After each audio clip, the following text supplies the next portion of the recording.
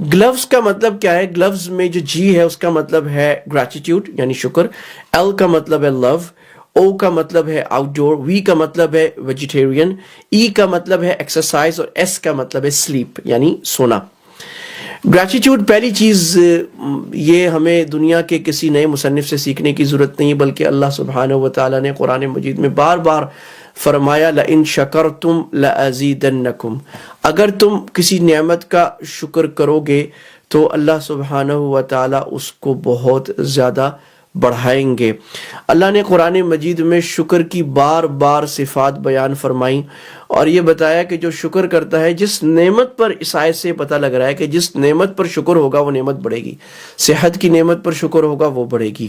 اچھی غذا پر شکر ہوگا وہ بڑھے گی، اچھی کام پر شکر ہوگا وہ بڑھے گا، انکم اور پروفٹ پہ شکر ہوگا وہ بڑھے گا، دین پر شکر ہوگا تو اللہ دین کو بڑھائے گا، نماز پر شکر ہوگا نماز اور بہتر ہو جائے گی۔ تو اس پر ہم عمل کیسے کر سکتے ہیں؟ عمل کرنے کا طریقہ یہ ہے کہ روزانہ ایک ڈائری بنائیں، کہ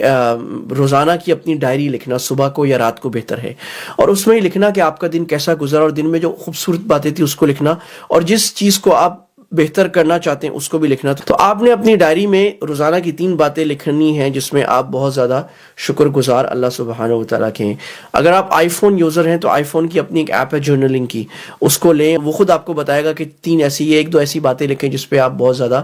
شکر گزار ہیں۔ تو اللہ کا شکر کن 3 نعمتوں پہ سب سے زیادہ اس کو لکھیں۔